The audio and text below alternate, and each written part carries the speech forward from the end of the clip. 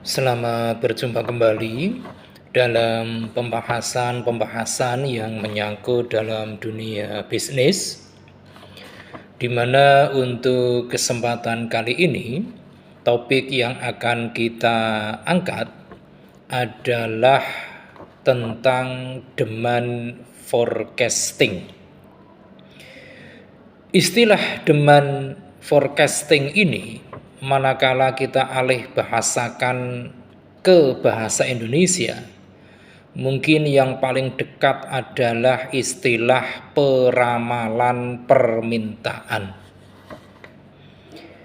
Kalau kita berbicara tentang demand forecasting ini atau peramalan permintaan ini, maka kita patut untuk memahami terlebih dahulu bahwa di dalam suatu peramalan permintaan ini, di dalamnya ada beberapa faktor yang sangat berpengaruh, di mana faktor-faktor tersebut yang pertama yaitu faktor yang menyangkut tentang kondisi perekonomian.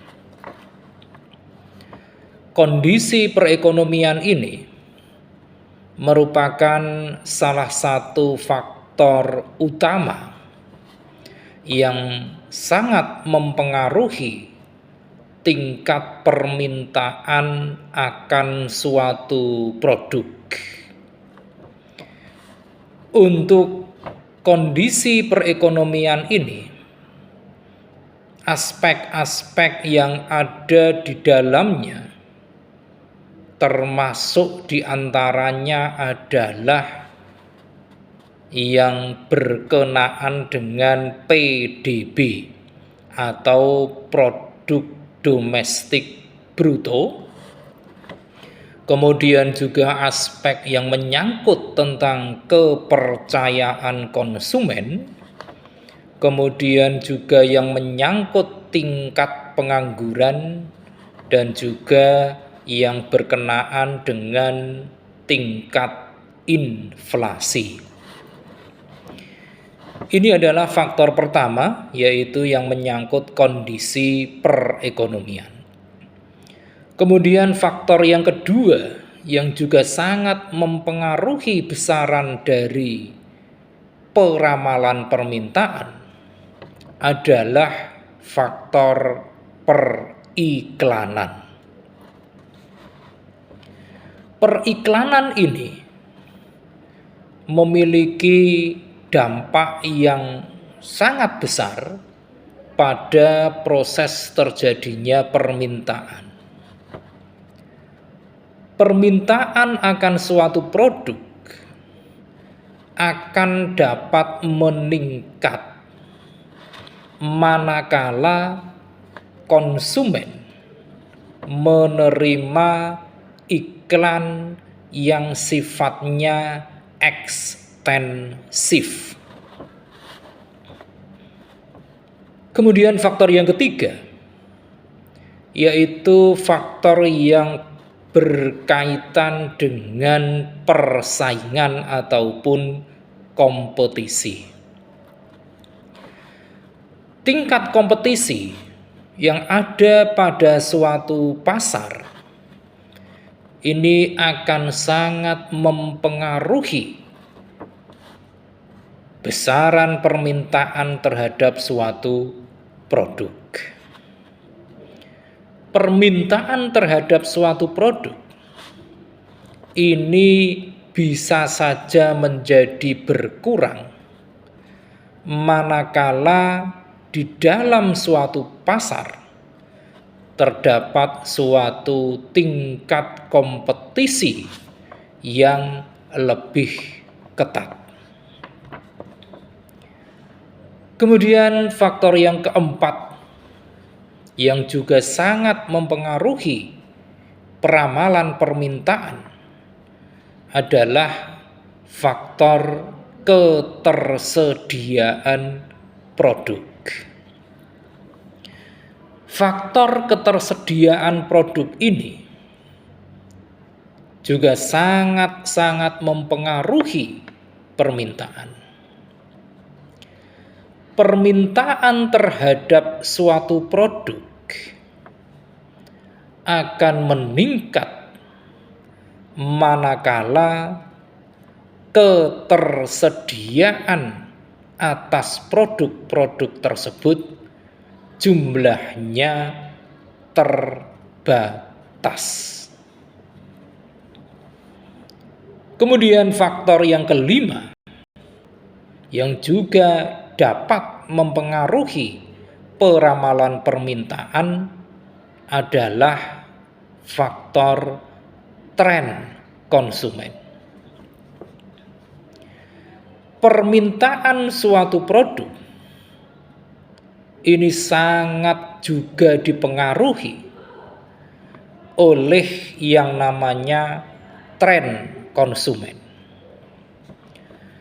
Jika konsumen tertarik kepada suatu jenis produk tertentu, maka hal ini akan memiliki imbas pada permintaan pada produk-produk lainnya.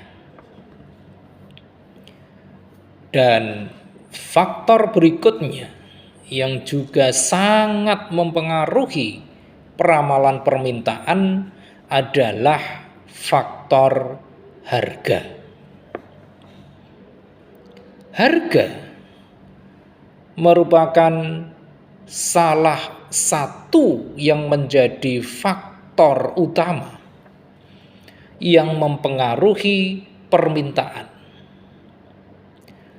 Permintaan suatu barang akan menurun manakala harga dari barang-barang tersebut cenderung mengalami kenaikan. Itu semua adalah faktor-faktor yang sangat mempengaruhi yang namanya peramalan permintaan. Nah, selanjutnya, jika kita menelaah lebih jauh lagi tentang peramalan permintaan ini, maka di dalam dunia bisnis kita mengenal beberapa jenis dari peramalan permintaan ini. Di antara beberapa jenis peramalan permintaan, yang pertama kita kenal adalah peramalan permintaan jangka pendek. Peramalan permintaan untuk jangka pendek ini pada umumnya digunakan untuk menyusun suatu perencanaan untuk jangka waktu tertentu, seperti perencanaan mingguan ataupun perencanaan untuk tenggat waktu bulanan. Peramalan ini digunakan guna membantu perusahaan di dalam membuat pilihan-pilihan, termasuk di dalamnya adalah pilihan tentang produksi, tingkat inventaris, dan juga harga produk. Metode yang dapat dimanfaatkan untuk mendukung peramalan permintaan jangka pendek ini diantaranya adalah analisis statistik, kemudian juga dapat memanfaatkan survei pelanggan, kemudian dengan pemodelan ekonomi, maupun dengan melakukan aktivitas berupa riset pasar. Ini adalah peramalan permintaan jangka pendek. Kemudian jenis yang kedua yaitu peramalan permintaan makro dan juga mikro. Forecasting ataupun perkiraan permintaan makro ini menggunakan beberapa indikator makroekonomi seperti yang menyangkut tentang populasi, yang berkenaan dengan pengeluaran, berkaitan dengan PDB, produk domestik bruto, dan juga yang berkaitan dengan pendapatan.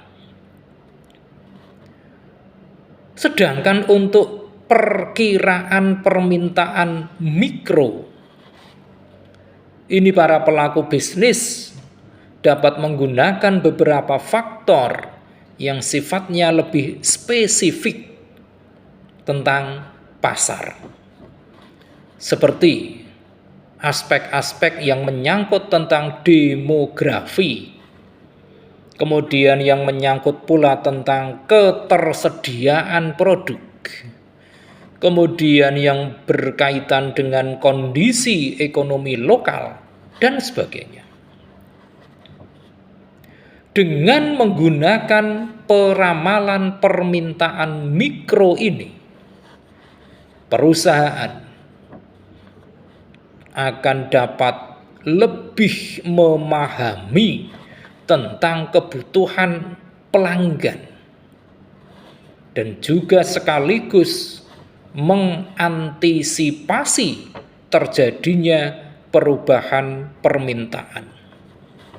Sehingga dengan kasus ini, perusahaan akan dapat mengambil suatu keputusan ataupun kebijakan yang lebih tepat tentang inventaris, tentang staf, dan juga yang menyangkut strategi pemasaran.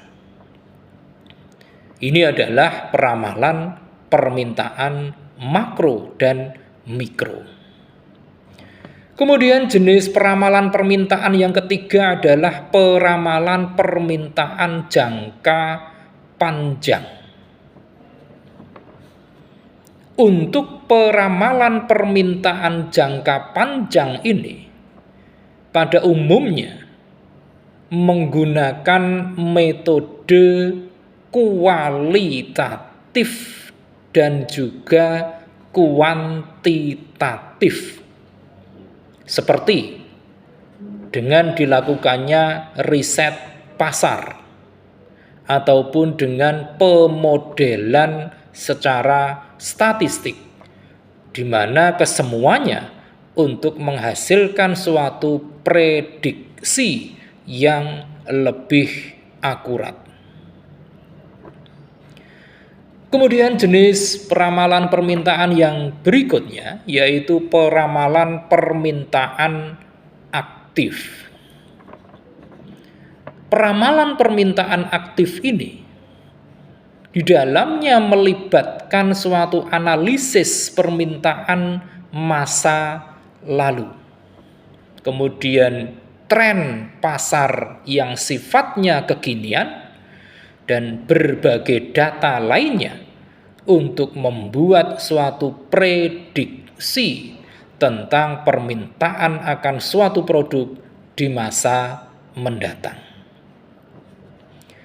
Peramalan ini acap kali dimanfaatkan oleh mereka-mereka yang terjun dalam bisnis retail maupun bisnis manufaktur guna membantu perencanaan produk sekaligus untuk menyusun langkah-langkah yang berkaitan dengan manajemen inventaris. Kemudian yang kelima yaitu peramalan permintaan pasif. Metode peramalan permintaan pasif ini hanya menggunakan data penjualan sebelumnya, di mana data tersebut akan digunakan untuk memproyeksikan permintaan konsumen di masa depan. Metode peramalan permintaan pasif ini tidak memasukkan berbagai faktor eksternal seperti faktor-faktor yang menyangkut tentang musim, tentang tren ekonomi, tentang preferensi pelanggan, dan sebagainya. Dan di dalam metode ini hanya menggunakan catatan-catatan penjualan masa lalu saja. Nah, itu adalah beberapa jenis dari peramalan permintaan. Selanjutnya, mungkin saja yang paling menarik manakala kita mengkaji tentang peramalan permintaan ini adalah teknik-teknik apa yang dapat digunakan untuk peramalan permintaan ini. Di dalam dunia bisnis dikenal beberapa teknik yang memang acap kali digunakan untuk melakukan peramalan permintaan ini. Teknik-teknik tersebut diantaranya yang pertama adalah dengan teknik survei pasar. Untuk survei pasar ini biasanya para pelaku bisnis memilih beberapa atau merangkaikan beberapa survei untuk menciptakan suatu peramalan permintaan yang akurat. Nah, di antara survei yang bisa dilakukan yang berkaitan dengan survei pasar ini adalah survei sampel. Survei sampel ini dilakukan untuk mempelajari tentang bagaimana perilaku pembelian sampel kecil dari klien potensial. Ini adalah survei sampel. Kemudian selain survei sampel ada yang namanya survei enumerasi. Survei enumerasi ini merupakan suatu model survei yang membutuhkan pembicaraan dengan sebanyak mungkin calon konsumen untuk mengumpulkan data dalam jumlah yang lebih besar. Dan berikutnya adalah yang dapat digunakan yaitu riset pengguna akhir. Di dalam riset pengguna akhir ini mencakup tentang pencarian informasi tentang pendapat dari perusahaan lain tentang keinginan klien. Nah, ini adalah kegiatan-kegiatan yang berkaitan dengan riset ataupun survei pasar. Teknik berikutnya yang juga dapat digunakan untuk peramalan permintaan adalah dengan teknik yaitu menganut kepada pendapat para ahli. Manakala pelaku bisnis menganut pendapat dari para ahli, maka ini melibatkan pengumpulan berbagai pendapat dari para ahli di bidangnya dan juga menggunakannya untuk memperkirakan permintaan produk di masa depan. Ini ataupun menurut pendapat ahli ini seringkali digunakan oleh para pelaku bisnis manakala tidak tersedia data historis yang dapat digunakan untuk peramalan. Nah, Teknik yang lain yang juga dapat digunakan untuk peramalan permintaan adalah dengan pendekatan statistik. Pendekatan statistik ini, para pelaku usaha juga dapat melakukan pendekatan-pendekatan. Di antaranya yang pertama adalah dengan pendekatan proyeksi tren. Proyeksi tren ini dilakukan untuk mempelajari tentang yang terjadi pada masa lalu.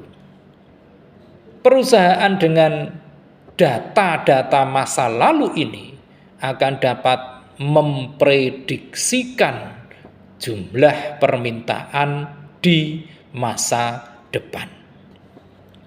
Kemudian yang kedua adalah analisis regresi, di mana analisis regresi ini dapat digunakan untuk mengidentifikasikan hubungan antara permintaan suatu produk dengan faktor-faktor eksternal. Kemudian berikutnya adalah dengan analisis rangkaian waktu. Analisis rangkaian waktu ini menggunakan data historis untuk meramalkan permintaan di masa depan. Pendekatan yang lain adalah dengan segmentasi pasar. Segmentasi pasar ini dapat digunakan untuk mengidentifikasikan segmen-segmen pasar mana yang paling mungkin untuk melakukan transaksi pembelian atas produk-produk yang dihasilkan oleh perusahaan. Kemudian pendekatan berikutnya adalah dengan pohon keputusan, di mana pohon keputusan ini digunakan untuk menganalisis tentang bagaimana berbagai variabel itu dapat mempengaruhi permintaan suatu produk. Dan pendekatan berikutnya yaitu pendekatan simulasi, di mana pendekatan simulasi ini digunakan untuk meramalkan permintaan dengan mensimulasikan berbagai skenario. Demikian pembahasan yang teramat singkat kali ini yang menyangkut tentang demand forecasting atau peramalan permintaan. Mudah-mudahan pembahasan kita yang sangat singkat ini akan semakin memperluas cakrawala pengetahuan kita tentang dunia bisnis. Terima kasih atas perhatian Anda semua, dan jangan lupa setelah menyaksikan tayangan ini, silakan klik di layar Anda untuk like, komen, subscribe, dan jangan lupa share.